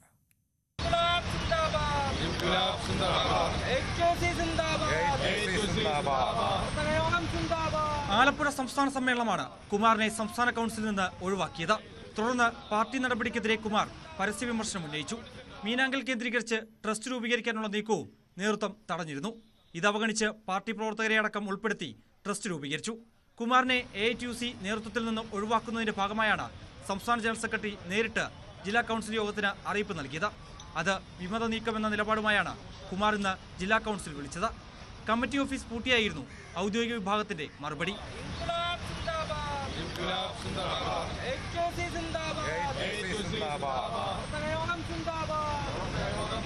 തൊട്ടുപിന്നാലെ പാർട്ടിയിൽ നിന്ന് പുറത്താക്കി CPI ജില്ലാ കൗൺസിലിന്റെ അറിയിപ്പ് വന്നു. പുറത്താക്കിയതിനെ സംബന്ധിച്ചുള്ള കാര്യങ്ങൾ നിങ്ങൾ പറയുമ്പോഴാണ് ഞാൻ അറിയുന്നത്.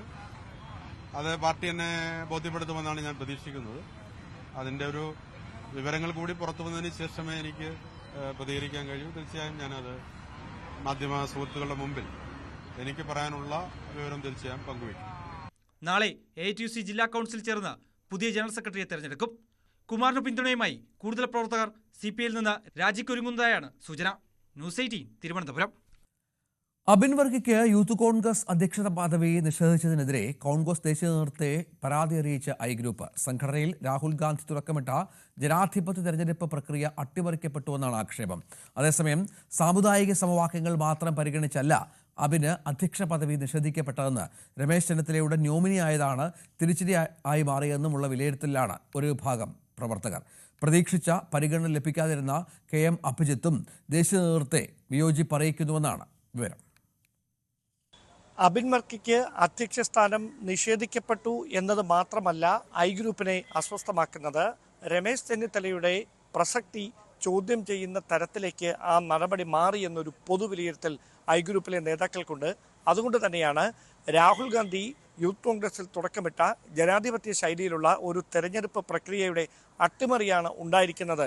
ഏതാണ്ട് 80 ലക്ഷത്തിലധികം രൂപ ചെലവിൽ 1,70,000 അംഗങ്ങളുടെ വോട്ട് സമാഹരിച്ച് ആ വോട്ട് നേടി ആ വൈസ് പ്രസിഡന്റായ നിലവിലെ കമ്മിറ്റിയിൽ രണ്ടാമത് ഏറ്റവും അധികം വോട്ടുകൾ നേടിയിട്ടുള്ള അബിൻ വർക്കിയെ അർഹമായ പരിഗണന നൽകാതെ ദേശീയ സെക്രട്ടറി സ്ഥാനത്തേക്ക് മാത്രം പേരിനൊരു പദവി നൽകി ഒതുക്കാനുള്ളൊരു നീക്കമാണ് ഉണ്ടായത് എന്നാണ് ഐ ഗ്രൂപ്പിന്റെ പൊതുവികാരം. അതോടൊപ്പം രാഹുൽ ഗാന്ധി ഉൾപ്പെടെയുള്ളവരെ ഐ ഗ്രൂപ്പിലെ മുതിർന്ന നേതാക്കൾ ഉൾപ്പെടെ അറിയിച്ചിരിക്കുന്നത് ഇത് കൃത്യമായി സാമുദായിക സമവാക്യത്തിന്റെ പേര് പറഞ്ഞ്, അതായത് KPCC അധ്യക്ഷനും അതോടൊപ്പം KSU സംസ്ഥാന അധ്യക്ഷനും ക്രൈസ്തവ ന്യൂനപക്ഷത്തിന്റെ പ്രതിനിധികളാണ് എന്ന് പറഞ്ഞ് യൂത്ത് കോൺഗ്രസിന് കൂടി സമാനമായ ശൈലിയിൽ ഒരു ക്രൈസ്തവ മുഖം അധ്യക്ഷനായി എത്തിയാൽ സാമുദായിക സമവാക്യം തെറ്റും എന്ന് പറയുന്നത് ഒരു കാരണം മാത്രമാണ്. അതല്ല യഥാർത്ഥ കാരണം.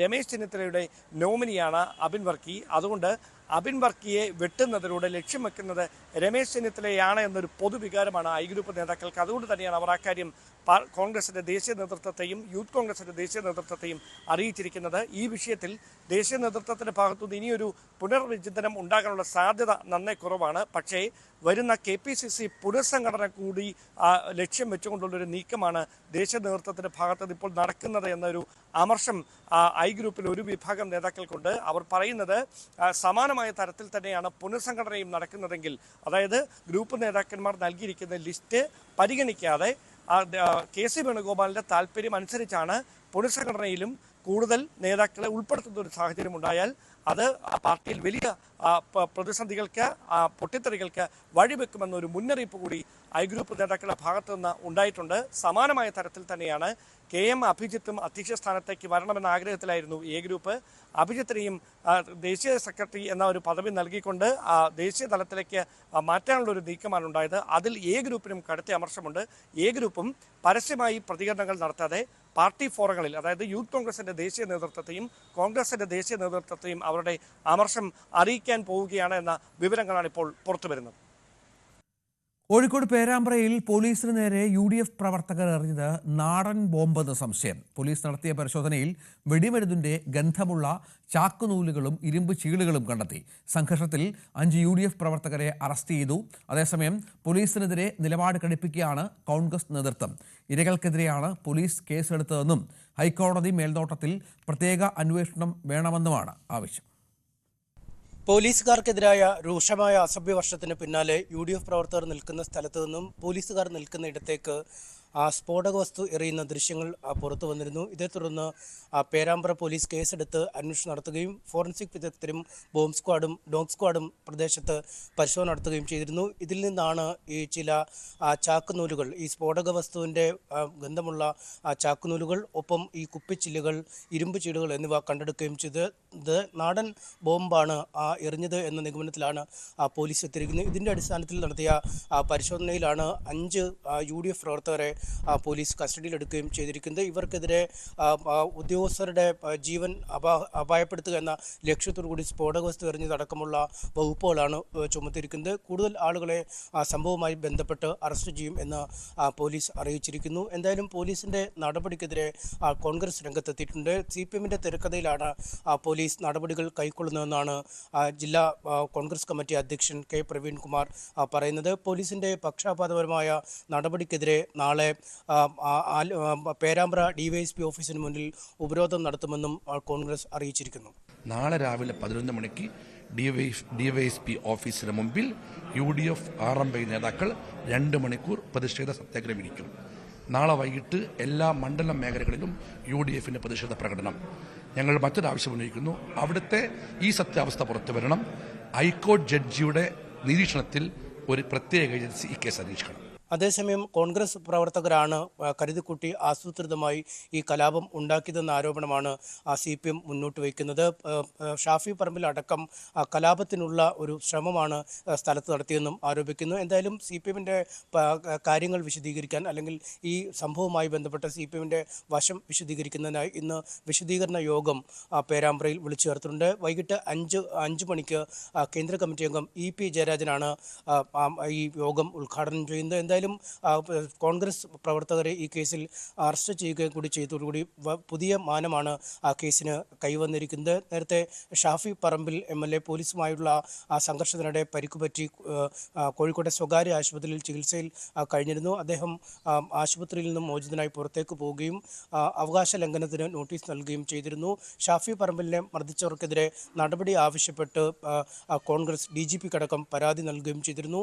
ഈ നടപടികൾ വൈകുന്നുവെന്നാരോപിച്ചാണ് നാളെ സമരം പ്രഖ്യാപിച്ച് കോൺഗ്രസ് രംഗത്തെത്തിയിരിക്കുന്നത്. കില്ലർ സെബാസ്റ്റ്യന് കുരുക്ക് മുറുകുന്നു.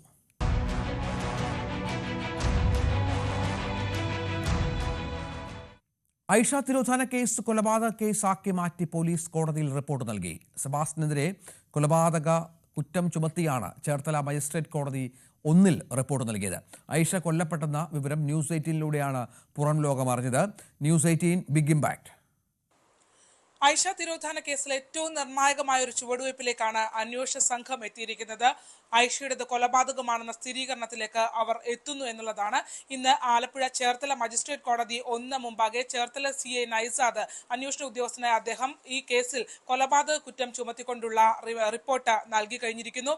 കൊലപാതകമടക്കമുള്ള വകുപ്പുകൾ ചുമത്തി സെബാസ്റ്റ്യനെ പ്രതി ചേർത്തുകൊണ്ടുള്ള റിപ്പോർട്ടാണ് നൽകിയിരിക്കുന്നത്. 2012 ഐഷയെ കാണാതാകുന്ന സമയത്ത് ഐഷ കേസ് ഒരു തിരോധാന കേസായാണ് രജിസ്റ്റർ ചെയ്തത്. പിന്നീട് അത് തിരോധാന കേസായി രജിസ്റ്റർ ചെയ്യുകയും അൺഡിക്റ്റഡ് എന്ന് എഴുതി തള്ളുകയും ചെയ്ത കേസാണ്.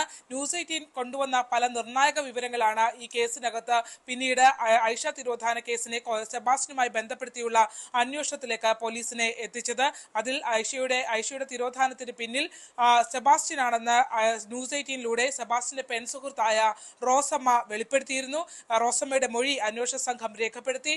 പിന്നാലെ സെബാസ്റ്റ്യനുമായി ബന്ധപ്പെട്ട് ഐഷയുമായി ബന്ധപ്പെട്ടിട്ടുള്ള നിർണായകമായ അവരുടെ ബന്ധത്തെക്കുറിച്ചുള്ള വിവരങ്ങൾ അന്വേഷണ സംഘത്തിന് ലഭ്യമായി എന്നുള്ളതാണ്. ഏറ്റവും പ്രധാനമായി ഏറ്റവും ഒടുവിൽ ന്യൂസ് 18 പുറത്തു കൊണ്ടുവന്ന സംഭവം ഐഷ കാണാതാകുന്ന ദിവസം പോയത് സെബാസ്റ്റ്യന്റെ പള്ളിപ്പുറത്തെ വീട്ടിലേക്കാണെന്ന് സ്ഥിരീകരിക്കുന്ന ഐഷയുടെ സുഹൃത്തും അയൽവാസിയുമായ സ്ത്രീയുടെ മൊഴികളായിരുന്നു. അവർ ന്യൂസ് 18നോട് പറഞ്ഞത് വളരെ നിർണായകമായ പല വിവരങ്ങളും അവർ പറഞ്ഞു. അതിൽ ഏറ്റവും പ്രധാനപ്പെട്ടത് സെബാസ്റ്റ്യനും ഐഷയും തമ്മിലുള്ള ഗാഢമായ ബന്ധത്തെക്കുറിച്ചുള്ള വിവരങ്ങളായിരുന്നു. അതിൽ തന്നെ സെബാസ്റ്റ്യൻ ഐഷയെ മർദ്ദിക്കുന്നതടക്കം താൻ കണ്ടിട്ടുണ്ട്. അവർ വളരെ അടുത്ത ബന്ധമുള്ളവരായിരുന്നു, ഭാര്യ ഭർത്താക്കന്മാരെ പോലെ ജീവിച്ചിരുന്നവരായിരുന്നു എന്നുള്ളതാണ് ഈ സുഹൃത്ത് വ്യക്തമാക്കിയത്. മാത്രമല്ല 1.5 പവൻ സ്വർണത്തിനും 2.5 ലക്ഷം രൂപയ്ക്കും വേണ്ടിയാണ് ഐഷയെ സെബാസ്റ്റ്യൻ കൊലപ്പെടുത്തിയതെന്നുള്ള നിർണായക വിവരം അവർ പങ്കുവച്ചു. മാത്രമല്ല ഐഷയെ കാണാതാകുന്ന 2012 മെയ് 12 അതിന്റെ തലേ ദിവസം വെള്ളിയാഴ്ച ഐഷ തന്റെ സ്വത്ത്, അതായത് തന്റെ പേരിൽ ഭൂമി വാങ്ങിയത് രജിസ്ട്രേഷൻ നടത്തുന്നതിന് ആവശ്യപ്പെട്ട പണം, ഐഷയുടെ കയ്യിലുണ്ടായിരുന്ന പണം സെബാസ്റ്റ്യന്റെ കൈവശമായിരുന്നു. ഈ പണം ആവശ്യപ്പെട്ടുകൊണ്ട് ഐഷയും സെബാസ്റ്റ്യനും തമ്മിൽ തർക്കമുണ്ടായി എന്നുള്ള വിവരവും അവർ വെളിപ്പെടുത്തി. താൻ അതിന് ദൃക്സാക്ഷിയായിരുന്നു. മാത്രമല്ല അന്നത്തെ ദിവസം സെബാസ്റ്റ്യൻ ഐഷയുടെ മുഖത്ത് അടിക്കുകയും ചെയ്തു. പണം ചോദിച്ച ഐഷയുടെ മുഖത്ത് സെബാസ്റ്റ്യൻ അടിച്ചു. ഇവർ തമ്മിലുള്ള വഴക്കിന് താൻ ദൃക്സാക്ഷിയാണ് എന്നുള്ള ഏറ്റവും നിർണായകമായ വിവരം പുറത്തു കൊണ്ടുവന്നിരുന്നു. അതിന് ആ ഒരു സംഭവത്തിന് ശേഷം, അതായത് ഐഷ തിരോധാനത്തിന് ശേഷം 2 തവണ സെബാസ്റ്റ്യൻ തന്നെ നേരിട്ടെത്തി ഐഷയുമായുള്ള ബന്ധത്തെക്കുറിച്ച് പറയുന്നതിന് സംബന്ധിച്ച ഭീഷണിപ്പെടുത്തി എന്നുള്ള വിവരം കൂടി പങ്കുവച്ചു എന്നുള്ളതാണ്. എന്തായാലും വളരെ പ്രധാനപ്പെട്ട വിവരങ്ങളായിരുന്നു പുറത്തു വന്നുകൊണ്ടേയിരുന്നത്. ഓരോ ദിവസവും ന്യൂസ് 18 ആ ഒരു കേസുമായി ബന്ധപ്പെട്ട് നിരവധി അന്വേഷണാത്മക വഴികളിലൂടെ സഞ്ചരിക്കുകയും അക്കാര്യങ്ങൾ പുറത്തു കൊണ്ടുവരികയും ചെയ്തിരുന്നു. ഏറ്റവും ഒടുവിൽ ഇതാ വളരെ സന്തോഷകരമായ ഒരു മാറ്റം ആ കേസിൽ ഉണ്ടായിരിക്കുന്നു എന്നുള്ളതാണ്. സീരിയൽ കില്ലറായ സെബാസ്റ്റ്യനെ ഐഷ കേസിൽ കൂടി പ്രതി ചേർത്തിരിക്കുന്നു എന്നുള്ളതാണ്.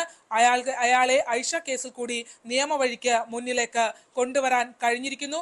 അതിൽ തന്നെ വളരെ പ്രധാനപ്പെട്ടത് സെബാസ്റ്റ്യനെ അടുത്ത ദിവസം അന്വേഷണ സംഘം കസ്റ്റഡിയിൽ വാങ്ങും. പ്രതി ചേർത്ത വിവരം അറിയിച്ചിരിക്കുന്നു. അങ്ങനെ ഐഷ തിരോധാന കേസ് വർഷങ്ങൾക്ക് ശേഷം ഐഷ കൊലപാതക കേസായി മാറിയിരിക്കുന്നു. ആലപ്പുഴയിൽ നിന്നും ശരണ്യ സ്നേഹജൻ, ന്യൂസ് 18. കരാറിന് പിന്നാലെ ഇസ്രായേലിന് മുന്നറിയിപ്പ്.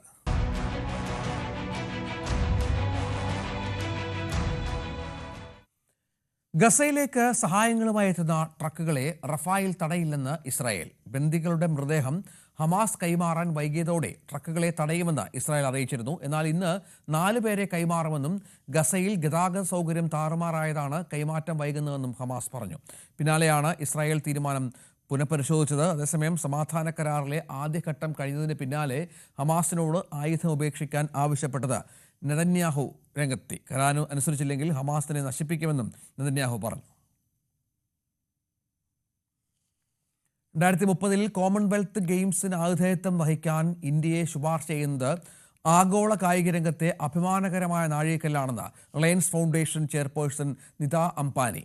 ചരിത്രപരമായ ശ്രമം നടത്തുന്നതിൽ പ്രധാനമന്ത്രി മോദിക്ക് നന്ദി അറിയിക്കുന്നുവെന്നും ഭാവിയിൽ ഒളിമ്പിക്സ് ഇന്ത്യയിൽ നടത്തുന്നതിനായുള്ള മറ്റൊരു ചുവടുവെപ്പാണ് ഈ നിമിഷമെന്നും നിത അംബാനി പറഞ്ഞു. RSനെതിരെ പീഡനാരോപണം ഉന്നയിച്ച അനന്തു സജിയുടെ വീഡിയോ പുറത്തു വന്നത് ഇൻസ്റ്റാഗ്രാമിൽ ഷെഡ്യൂൾ ചെയ്ത വീഡിയോ ആണ്. ആത്മഹത്യാക്കുറിപ്പിലെ ആരോപണങ്ങൾ തന്നെയാണ് വീഡിയോയിലും ഉന്നയിക്കുന്നത്. അതേസമയം പൊൻകുന്നത്തെ പ്രവർത്തകന്റെ അസ്വാഭാവിക മരണത്തെ പറ്റി സമഗ്ര അന്വേഷണം വേണമെന്ന് RSS ആവശ്യപ്പെട്ടിരുന്നു. സംഭവത്തിൽ അത്യാവസ്ഥ പുറത്ത് കൊണ്ടുവരണമെന്ന് ആവശ്യപ്പെട്ട് കാഞ്ഞിരപ്പള്ളി ഡിവൈഎസ്പിക്ക് RSS പരാതി നൽകിയിട്ടുണ്ട്. കാസർഗോഡ് പടന്നയിൽ 1 മാസം പ്രായമായ കുഞ്ഞിനെ വിൽപ്പന നടത്തിയ സംശയം. പടന്ന വടക്കേപ്പുറത്തെ ഒരു വീട്ടിലാണ് സംശയാസ്പദമായ സാഹചര്യത്തിൽ നാട്ടുകാർ പിഞ്ചു കുഞ്ഞിനെ കണ്ടെത്തിയത്. ചോദിച്ചപ്പോൾ കണ്ണൂർ പിലാത്തറയിൽ നിന്നുള്ള കുടുംബം നോക്കാൻ ഏൽപ്പിച്ചു എന്നായിരുന്നു മറുപടി. തുടർന്ന് ചന്തേര പോലീസും സ്ഥലത്തെത്തി കുഞ്ഞിന്റെ യഥാർത്ഥ അച്ഛനെയും അമ്മയും ചോദ്യം ചെയ്തെങ്കിലും പരസ്പര വിരുദ്ധമായാണ് ഇവർ മറുപടി നൽകിയത്. പിന്നാലെ കുഞ്ഞിനെ പോലീസ് ചൈൽഡ് ലൈൻ അധികൃതർ കൈമാറി. സംഭവത്തിൽ മാതാപിതാക്കളെയും കുഞ്ഞിനെയും കണ്ടെത്തിയ വീട്ടിലെ സ്ത്രീയെയും കസ്റ്റഡിയിലെടുത്തു.